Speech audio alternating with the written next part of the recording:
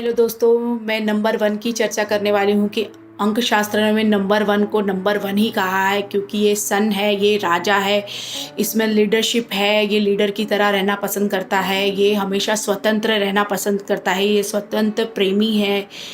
अगर आपको उसके साथ डील करनी है तो उसकी स्वतंत्रता का आपको ख्याल रखना होगा। वो स्वतंत्रता से रहते हैं और सब दूसरों को भी स्वतंत्र ही रखते हैं। वो अपने आप को लीडर समझते हैं, राजा समझते हैं। इस तरह की क्वालिटी आपको जो सन की क्वालिटी है सेम आपको नंबर वन में क्वालिटी में आपको देखने को मिलता है। स्वतंत्र लिया दिया नहीं जाता। जैसे विवेकानंद जी ने कहा है कि लोगों को स्वतंत्रता चाहिए, लोगों को स्वतंत्र रहना चाहिए। क्यों स्वतंत्र रहना चाहते हैं? कि वो दूसरों को गुलाम बना सके। तो इस तरह से आपको नाना पाटेकर में देखने को मिलेगा कि नाना पाटेकर जो हैं वो वो बिलीव करते हैं स्वतंत्र रहने में, लेकिन कहीं ना कहीं जो उनके अंदर जो ईगो जो देखने को मिलता है वो सन का है।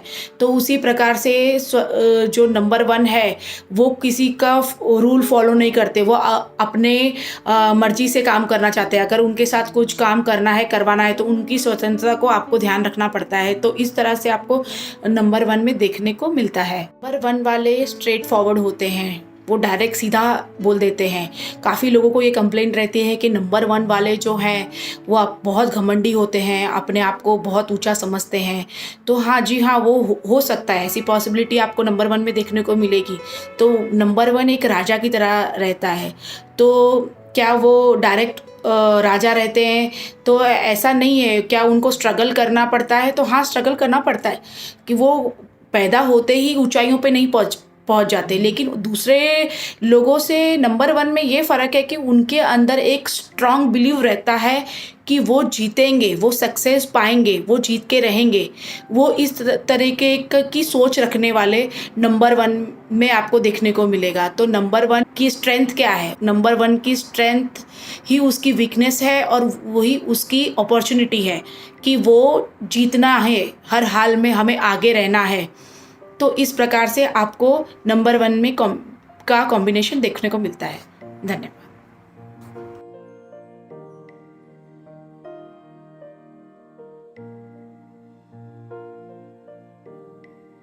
हेलो दोस्तों, मैं अभी नंबर टू की चर्चा करूँगी। जिस तरह से नंबर वन यानी सन यानी कि नेता की तरह माना गया है, उसी तरह नंबर टू मून यानी कि मदर की तरह माना गया। उसके अंदर एक मदरहुड की भावना है, एक संवेदना है, एक इमोशन है। हर चीज़ को के अंदर इमोशन देखने को आपको नंबर टू में मिलता है। जैसे सत्यजीत राय जी को लीजिए, उनकी फिल्में जिसमें कोई भी व्यक्ति, एक बूढ़ा व्यक्ति भी काम करे तो वो अपनी पहचान बना के जाए, ऐसी संवेदना, ऐसी सोच वो हमेशा रखते थे। जैसे आप देखेंगे गुलाम अली खां, ऐसे बड़े सिंगर जो परंपराओं को लेकर और घरानों तक जाने वाले ऐसे सिंगर माने जाते थे नंबर टू वाले।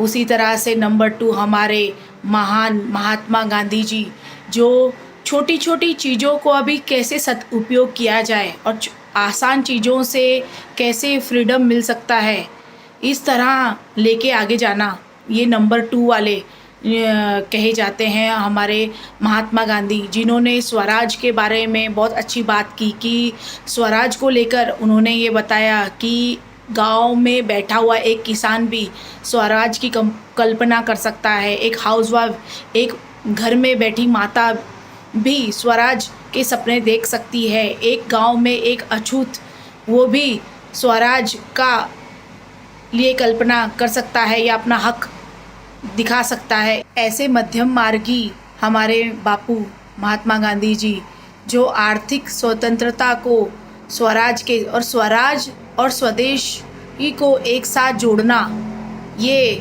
कल्पना करना कितना मुश्किल हो जाता है। तो उन्होंने हर चीज़ को, छोटी सी छोटी आसान चीज़ों को भी किस तरह से ये कल्पना नंबर टू के साथ जुड़ी है। तो नंबर टू वाले संवेदना, भावुकता, निसर्ग के साथ जुड़े हुए ऐसे नंबर टू कहे जाते हैं।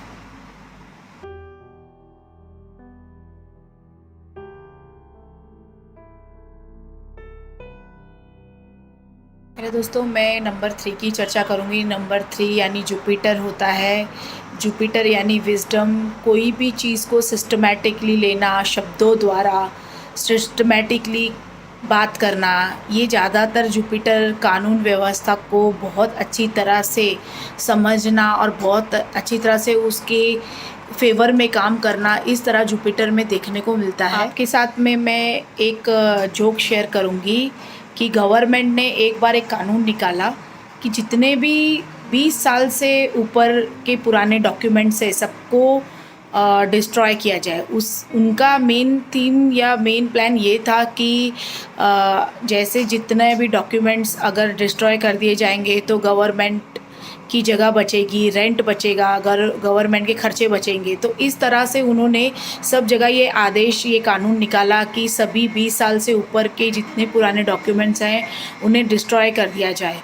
तो सब जगह इम्प्लीमेंट तो हो गया, लेकिन एक जगह से जो एक 3 नंबर वाला जो एक गवर्नमेंट का एक जो कंट्रोलर था, उसने गवर्नमेंट को वापस एक चिट्ठी लिखी कि sir we will require much more space and manpower. तो सब लोगों ने कहा कि यहाँ तो गवर्नमेंट खर्चे बचाने के लिए और जगह कम करने की बात कर रही है और ये तो बढ़ाने की बात कर रहा है। तो उसने कानून का ये रूल बताया कि जब कानून का ये गैजेट्स ये है कि जब आप कोई भी डॉक्यूमेंट डिस्ट्रॉय करते हो तो उसे उसकी 2 कॉपी पहले बनानी पड़ती है। तो इस प्रकार शब्दों का इस्तेमाल किस तरह जुपिटर करता है, ये नंबर 3 में हमें देखने को मिलता है। तो किसी भी चीज़ के डॉक्यूमेंट्स की 2 कॉपी निकाली जाएगी तो जगह ज़्यादा लगेगी। इस प्रकार से कानून व्यवस्था में किस तरह से शब्दों का यूज़ करें, ये नंबर 3 को मालूम है। उमा भारती नंबर 3 के उनके विचार, उनके व्याख्यान आप सुनेंगे, जो शब्दों के तीर चलाना, इस प्रकार आपको दिखने को मिलेगा। दूसरे हैं नंबर 3 के एक और उदाहरण जो जॉर्ज फर्नांडिस, जिन्होंने अटल बिहारी वाजपेयी की सरकार जो 13 दिन की थी, पार्लियामेंट में जो स्पीच जो अटल बिहारी वाजपेयी ने दी थी वो तो बहुत ही ज़्यादा अच्छी थी, लेकिन उसी तरह से जॉर्ज फर्नांडिस की भी जो स्पीच थी वो भी बहुत ही काबिले तारीफ़ थी। उन्होंने कहा था कि कोई भी तरीके के लोग हों या कोई भी तरीके की सरकार हो, लेकिन हमें गवर्नमेंट के साथ कंधे से कंधा मिलाकर काम करना है, आगे बढ़ना है। इस तरह बताने वाले जॉर्ज फर्नांडिस थे। उसी तरह से आपको नंबर 3 के रघुराम राजन, जिन्होंने अर्थशास्त्र के बारे में जुपिटर प्लैनेट की तरह जो एक तरीके से बात की, इस तरह से आपको जुपिटर में देखने को मिलता है कि काफ़ी सोच समझकर किस तरह अपने शब्दों का उपयोग किया जाए और किस तरह से उसका यूटिलाइज़ किया जाए, और वो सब कुछ अपने शब्दों में ही हर काम कर लेते हैं। इस तरह आपको नंबर 3 वाले जुपिटर में देखने को मिलता है।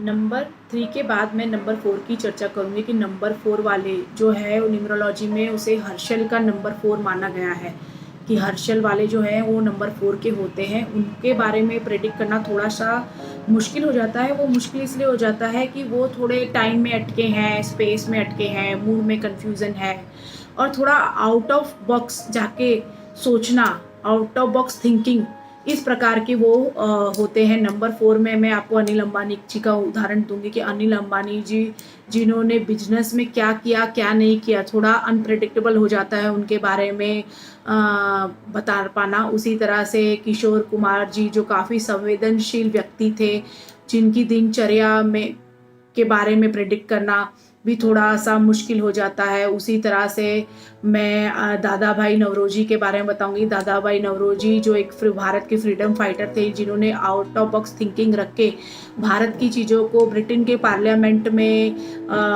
एक्सप्लेन किया और बताया। और हमारे यहाँ लोकल में इलेक्शन जीतना मुश्किल हो जाता है, लेकिन दादा भाई नवरोजी ने ब्रिटेन में, लंदन में जाके इलेक्शन जीता, ये बताना मतलब एक बेहतरीन उदाहरण जो आउट ऑफ बॉक्स जाकर नंबर 4 वाले कर सकते हैं। उसी तरह से नंबर 4 मैंने आपको स्क्रीन में काफ़ी नाम बताए हैं जो जिससे आपको अंदाज़ा लग जाता है कि नंबर 4 वाले किस तरह के पर्सनालिटी होती है। नंबर 4 के बाद मैं नंबर 5 की चर्चा करूंगी। जैसे नंबर 4 जो है वो हर्शल का प्लैनेट है, उसी तरह नंबर 5 जो है वो मरकरी का प्लैनेट है, ये न्यूमरोलॉजी में हम बोलते हैं। तो नंबर 5 वाले जो हैं वो काफ़ी व्यवहारी होते हैं, व्यवहार तंत्र उनका काफ़ी अच्छा होता है, वो गुड राइटर हो सकते हैं, वो गुड प्रेजेंटेशन दे सकते हैं, दुनिया में अपनी किस तरह इमेज बनानी है, किस तरह अपने आप को प्रदर्शित करना है, किस तरह एडजस्ट करना है, इन्हें बहुत अच्छे से आता है। ये इसमें मैं एक नाम लूँगी कार्ल मार्क्स का, जो जिन्होंने दुनिया के बारे में ये सोच रखी, अपना तत्व ज्ञान रखा और उन्होंने बताया कि हमारी आधी दुनिया साम्यवादी हो जाएगी। इस तरह से सोच रखने वाले, सिंपल वे थिंकिंग वाले, प्रैक्टिकल नंबर 5 वाले हैं। उसी तरह से मैं महाराष्ट्र राज्य लॉटरी के बारे में अगर चर्चा करूँ तो मरकुरी परफेक्ट नंबर 5 बैठता है, जो केशव भिखाजी ढौड़े, जो उन्होंने महाराष्ट्र राज्य लॉटरी एजेंसी द्वारा काफ़ी बड़े बड़े काम किए। तो इसी तरह से देखा गया है कि मरकुरी जो है काफ़ी प्रैक्टिकल है, अपनी जो थिंकिंग है वो उनकी सोच जो है वो किस तरह से दुनिया के सामने रखना और किस तरह से अपने आप को वो अपनी वैल्यू को बढ़ाते हैं, वो नंबर 5 में देखने को मिलता है। धन्यवाद।